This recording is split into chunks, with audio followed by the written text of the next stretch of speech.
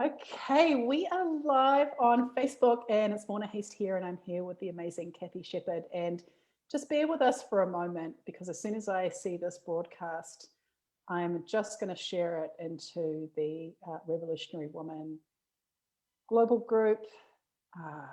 And then I'm going to narrate that because that's always what I seem to need to do. And then we'll get going. Okay. All right, brilliant. Okay, it looks like we are live and everywhere except for the actual event that we were supposed to be live in, which is just how it goes. So welcome everyone. It is Morna Haist here joining you from the beautiful west coast of British Columbia, Canada. And today I am joined by the amazing Cathy Sheppard, who's tuning in from New Zealand. What time is it for you, Cathy? It's just after 9 o'clock. Just after 9 o'clock. I love that. Welcome in the morning on a different day for me, which is amazing. I love that. So I'm going to kick off by sharing Cathys bio with everyone because Cathy's a really, really awesome person, and I want everyone to hear about you before we begin. So Cathy Sheppard, international speaker, trainer, coach, mentor, teacher, mother, partner. You're passionate about growing people, leaders, and teams and quality education. You're the founder and CEO of BSA People Skills and BSA Teacher Skills, the Ignite Your Leadership Summit. And all of your life, you've been learning about differences in people, how to get on with people from different backgrounds. And I'm just so curious to pick this piece up as a thread when we begin talking. You're a New Zealander, as we've already said, and as folks can hear, I am too. I just happen to live somewhere else right now. Born in Japan to multilingual parents, and you grew up in what seemed so many times like the United Nations. That's amazing. People from all over the world coming to stay, several languages being spoken at home on a day-to-day basis. Like, gosh, I know what a profound impact that can have on how you see the world. A question that you've always asked is why? Why do people behave in certain ways, in particular ways? What is it about that person or their culture that makes that happen? These are great questions. Always looking for things to build a connection on because we're all people. Cultural difference is fun. Diversity makes the world a better place. And you've continued that throughout your life, working again in Japan, being privileged to work with folks in Bangladesh, Malaysia, and Nepal. And over the years, Cathy has worked with people in multiple different industries, teaching people from 0 to 80. I love that. Starting your own business, what a journey. Talk about a personal development journey right there, and your own leadership development. You're passionate about quality education, conversations that started early, and COVID made you realize that the current education system is totally broken. Yeah, hallelujah. We can agree on that. Welcome, Cathy Sheppard. I'm so excited to have you on the love seat today. And let's actually pick up on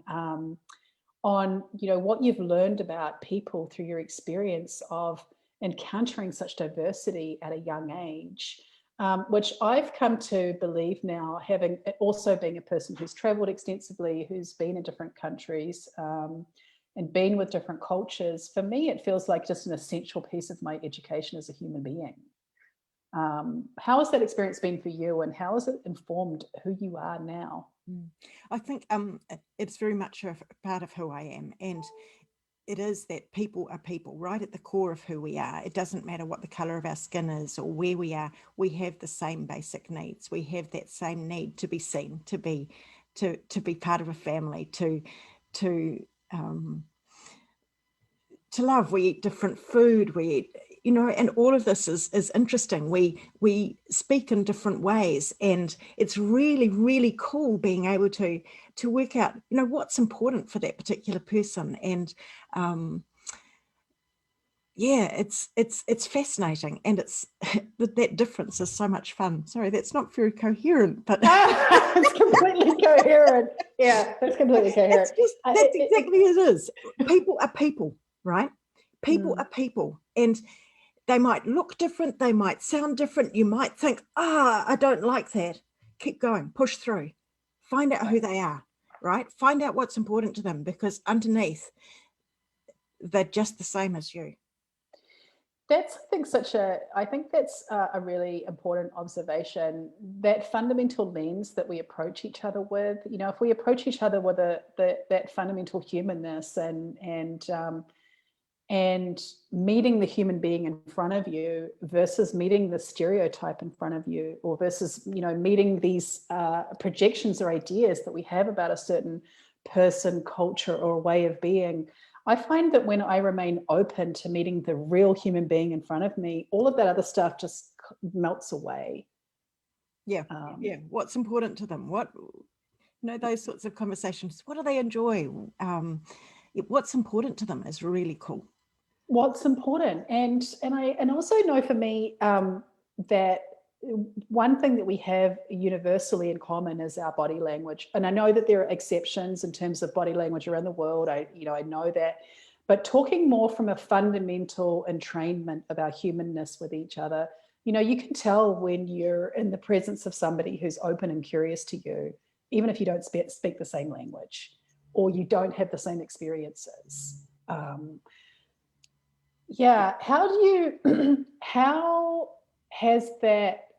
does that play out in your everyday interactions with people who do look the same as you, or on the surface do? Yeah, who do look the same as me? Well, just take my husband, right? So theoretically, we're the same, right? We grew up in the Hutt Valley, apart from my time in Japan, right? But that's about where the similarity ends, because he grew up from Irish English background, first generation New Zealander. So his diet was totally different. He speaks only English. He had, New Zealand and England and Ireland, and that was his entire world, if you like. And as opposed to me, where seriously, the first time he came for dinner at our place, he only understood about a quarter to a third of what was actually going on at our dinner table, because of the mix of languages we just spoke, and it was all in together, and all our family did it. So there was this mix of some English, but some French and some Japanese and a little bit of German thrown in just for fun, and that was how we talked, right? And it could be different languages, with even within the same sentence sometimes. And being a language teacher is part of my background as well. It's been interesting, doing some exploring about that. But it's interesting too, because it makes me think about, maybe obviously there's just the obvious language differences if you're speaking another language, but whenever you enter into a new family situation, or you're bringing somebody into your family, and I just think about, I've got 2 teenagers, and one of them has a boyfriend who's coming in to, not that he's coming to have dinner with us, because we're not cool enough for that, we're not at that stage, but if he was, we're sitting around speaking English, but we may as well be speaking a different language. We're speaking the language of our family, or we're speaking the language of our little culture that we've created. And I think that it's such a difference between people who I notice are curious towards that and open to it, and the kind of, I guess, fundamental alternative view, which is everyone needs to kind of be the same as me. And if I don't, yeah, and I think one of the biggest things with this is the values, because whenever I've seen breakdown in relationships, sometimes it's around communication. Most of the time it's around communication, but so often it's around values. And why is that important? It's because we don't talk about our values. We don't actually know what our values are many times, unless we've actually done the thinking about it, right? Or unless something hits us that we go, that's not right. And so, we got married, and we had 4 years of married life, and then we had, had our first child, and the next year had so many arguments in it because all this value stuff came up, right? I'd go and put Dara down on the concrete. You can't do that, you'll get piles, taking him to the beach and like, keep him out of the water. Oh, this is New Zealand, and he's I'll get piles. I'm gonna get wet. He'll get sick. No, he won't. So this is the stuff that you don't actually even realize, and this is part of what we can do as learning, as about people, is when these things happen within ourselves, we get the chance to be able to look at, why am I doing that? Is it helpful? right? Rather than just going judging, right? You're a terrible person, you're a terrible mother, you're a terrible whatever, right? Actually going, hang on a moment, are these entrenched beliefs that I've had Yeah. true? Is it useful? Yeah. Yeah, that's right. That's what I've loved about going to different countries, because it's when you're outside of your environment that you get the chance to be able to reflect on who you are. And yeah, it's part of, it's not easy. It can be really confronting, and but it's part of that learning journey, isn't it? About who we are as people. Yeah, I think too. Yeah, I love what you're saying. And I think there's different ways that we can travel. There's also, I can say some sort of cliche ways that people travel. Some folks who might travel to other places and expect that environment to bend to them, or to be some facsimile of what they want to experience, and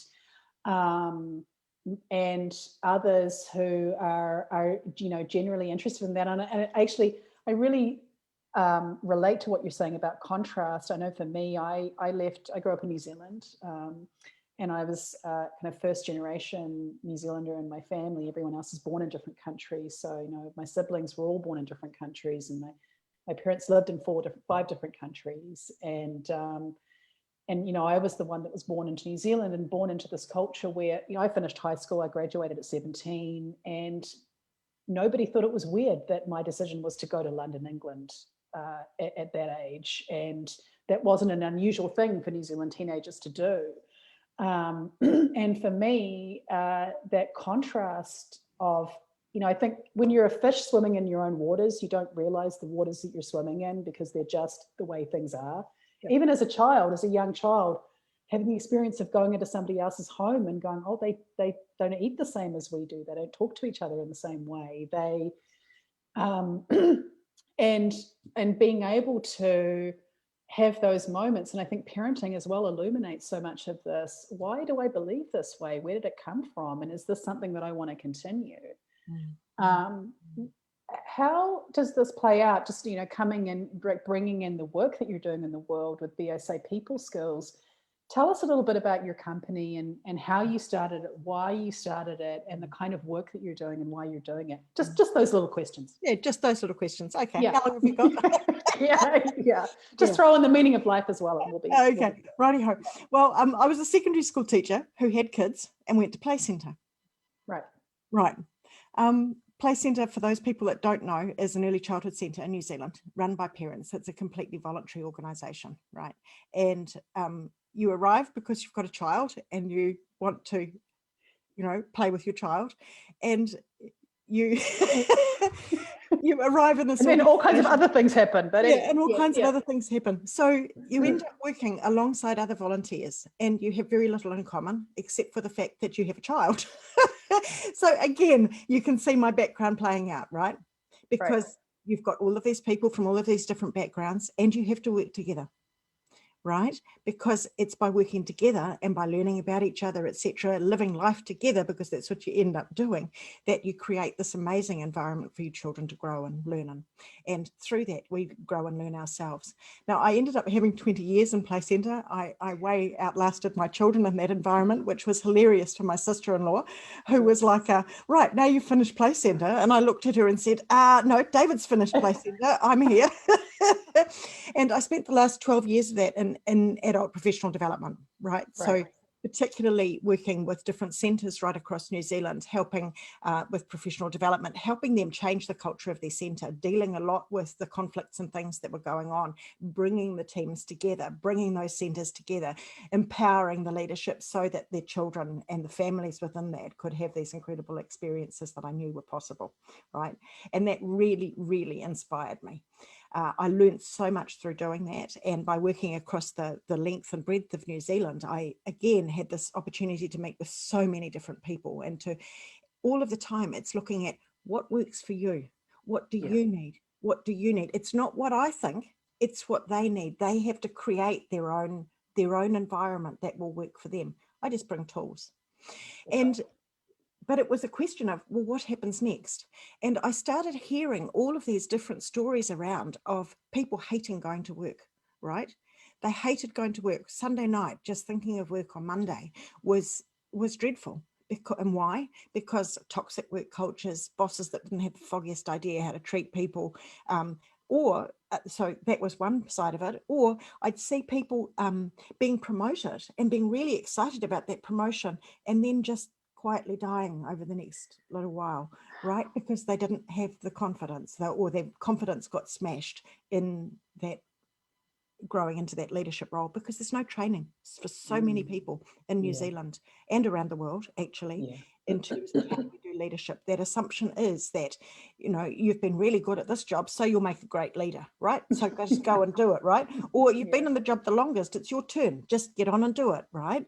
But then it's like, well, you're not doing this, you're not doing this, you're not doing this. And again, you've got this idea of, you're not enough, you're doing badly, etc. The tool that I use for this is a tool that I came across in 2005 in Play Centre, and that is a tool called DISC. And what it does is it helps people understand why you do what you do. Remember, communication is a massive issue in relationship breakdowns. So why you do what you do, why I do what I do, and why we grind each other's gears, right?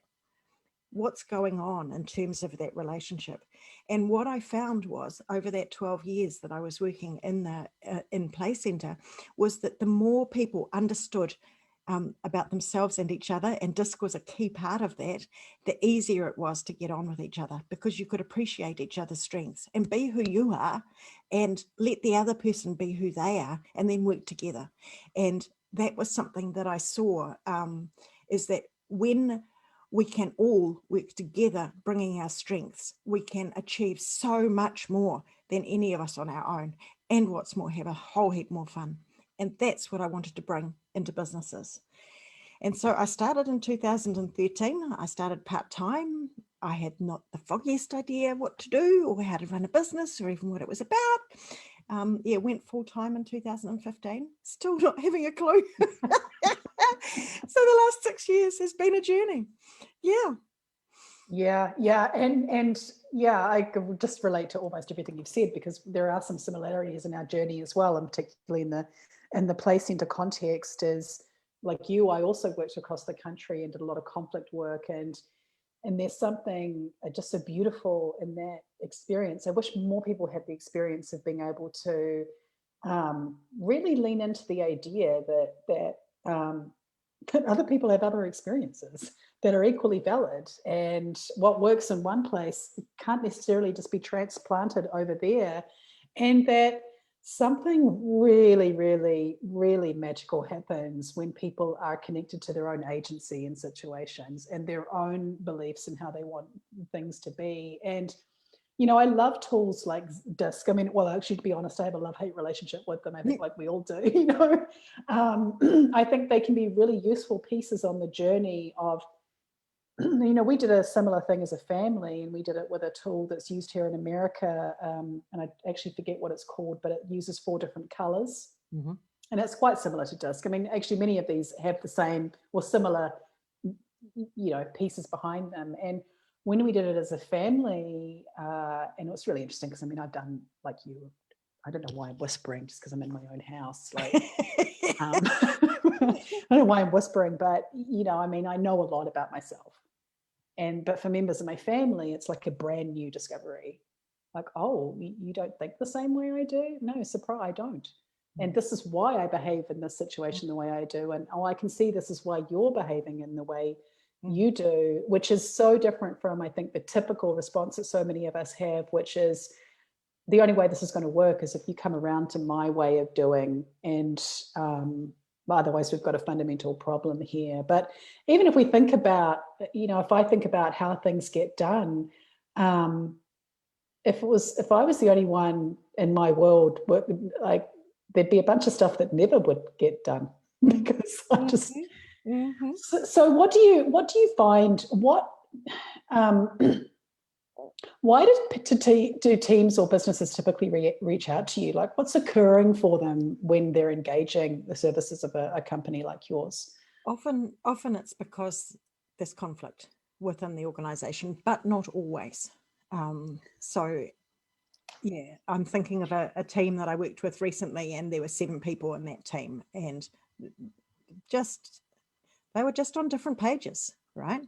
So different agendas and those assumptions about intent, which true or not true, but those are the assumptions, and so that's what they're living, that's what they're behaving as a result of those assumptions, and those assumptions weren't even true, you know. I just want to say something about that for a minute, because I think too, oftentimes what I notice is that we can develop a lens, or a particular lens that we're taking to look at a person or a situation through, and that's all we see.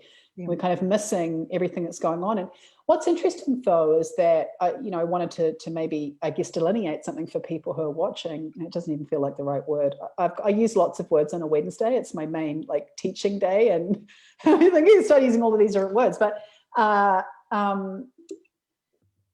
me, I would say that there's a difference between conflict and healthy conflict. I think that a mature organization, in my opinion, if there's no conflict happening, there's something not quite right. But I think we don't know how to engage in conflict in a way that leads us to the result we want. Yep. You're absolutely right. You're absolutely right. And that's where using another tool, and that's the 5 behaviors of a cohesive team, which comes out of the work of Patrick Lencioni with Wiley, who owned DISC. And Patrick wrote this book called The 5 Dysfunctions of a Team. It's a great read, okay? And it helps you understand what's going on. And out of that, they have created this tool, because those 5 behaviors predict how productive and efficient and cohesive and anything any team will be, right? It's that simple. You get these 5 things nailed, you've got your organization sorted. Doesn't mean that it's easy. And I so wish that I had a magic wand or fairy dust, right? Okay, so do you want to know what the 5 are? Oh, I've got my pen out. I've got my gold pen out. Okay, gold pen. Oh, yeah. The first one's around trust. Okay, you have to build trust with each other, and it's a vulnerability-based trust. And that's one of the things in business, is that we want to be able to pretend, right? We want to be the best that we want to be seen to be the best version of ourselves. But actually people aren't like that. Okay. We have all of this stuff inside us. Right. And so it's about actually owning who we are, owning what our strengths are, also what our challenges are. And that gives you such a freedom when you don't have to pretend any longer. Right. And when you can say, I've screwed up, right? Sorry, what can I do to fix it? Can you help me? You know, even asking for help, the number. Well, I was going to say, you're able to say, I don't know. And it's okay to be able to say that. Yeah. What do we need to do from here? So that's a freedom. It's a real hard thing. And you've got to keep coming back and building that trust, right? The second one is around productive conflict, right? You have to be able to have conflict. And this is where I love DISC in this, because DISC affects every single one of these layers. Because if you understand how each of the different styles respond to conflict, like some people are just like, bring it out, let's get on with it, let's deal with it and get it out of the way, right? Other people are seriously, the minute voices get raised, they're out of the room, right? They can't do the conflict. And so being able to recognize what is going on in each of us, what are our triggers? Again, it's that reflection, isn't it, as to what's happening? What is healthy behavior for our particular style? What is unhealthy? And then, because you've got the trust there, being able to call each other out on it, right? So that you can move through it. And why is that so important? That conflict part is so important, is because the next level is around commitment. And that's when you make a decision, you have to all commit to it. And if people haven't had the chance to weigh into the decision, they cannot buy in, right? Hallelujah. Let's just underline that one. Yeah, absolutely. And because, so a lot of the work that I'm doing is in the heart of people, not, we can talk to the people's heads till the cows come home, but it's from our heart that we bring ourselves, that we bring our energy, that we have fun, that we, all of those sorts of things. So when we can commit, then we're bringing that, right? The next one's around accountability, and then being able to make each other accountable. Right? Not relying on the boss, not going and moaning to somebody else about how somebody hasn't done something, right? And the last one is a focus on results. What are you trying to achieve altogether? And if you're always focusing on the results that you're trying to achieve, you will get there, Yeah. And beautiful. So, I mean, amazing. And I think even this was happening in one of the groups that I was running today, and a couple of folks were saying to me quite tentatively, I'm not sure I understand what you're talking about. and were wondering whether it was okay to say that. And it's really curious because, you know, I notice for me, I think, and this is kind of where the self-development comes in, if we're able to notice our activations and situations, but not necessarily act on them, you know, because as the holder of the space, I was having a moment of, oh shit, I haven't done my job well enough, or you know, there's something not right here. But they were feeling like they hadn't done their job well enough because they hadn't understood or magically been able to understand something that I was explaining in a way that wasn't understandable to them. But I think this is where the trust comes in, because in this community that I'm leading right now, there's an extremely high level of trust. So we're able to be vulnerable with each other in this way without it. And I'm like, it's such a gift, because if they weren't able to say that, then I wouldn't know. Yes. And part of what you're saying there as well is mindset stuff, right? And that's part of this, because our mindset can actually so stymie us in terms of moving forward, and being aware of that little voice or the images in our head around how we're not good enough and so on. But we are, you know, we are enough. We can do what we're doing. And yeah, that it's very much a key part of the work that I'm doing. Well, it is, and you know, we're almost at time, which is weird. I don't know how that happens, because I feel like we've only just started talking. But I want to, much more. Right. But I do want to bring in the you know, the accountability piece a little bit, because what I find interesting is just the discernment around, okay, so something hasn't gone as I predicted it would, right? So, you know, I might have that voice in my head saying, you know, something isn't right here. And if I'm accountable, then I'm really looking to see, okay, well, which piece of this do I need to own and modify? Which piece isn't mine? Which belongs somewhere else? Which piece belongs to the voice in my head that isn't even really useful, that's telling me that I'm, you know, this, that, or the other? And how do I, and this is sort of rhetorical questions that I ask myself, because I think that I want to be able to navigate those things with discernment and actually be accountable for the piece that I believe is my piece to be accountable for. And I don't, you know, I was about to say I'm babbling on and on and on. But I think that there's nuance here. And I think that's why I love the fact that trust is number one, because if you're in a high trust environment, then you're able to have these kinds of often difficult conversations that unpack things and look to where that accountability needs to sit. And we're able then to also take it on as, okay, this is part of the process.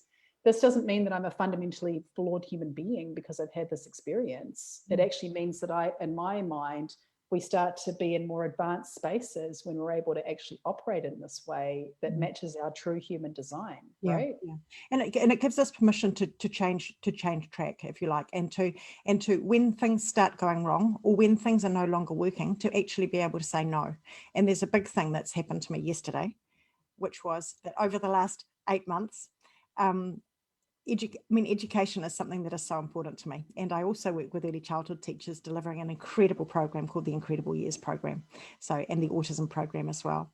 And my youngest son stood in the kitchen last year, 2 weeks into lockdown, and he said with so much frustration, 18 years old, he said, "Mum, I feel like I've wasted 13 years of my life in school. Nothing that I learned in school is useful for me now. The only stuff that is useful for me is the stuff I've learned from you and from the sports psychologist." And it really got me thinking, right?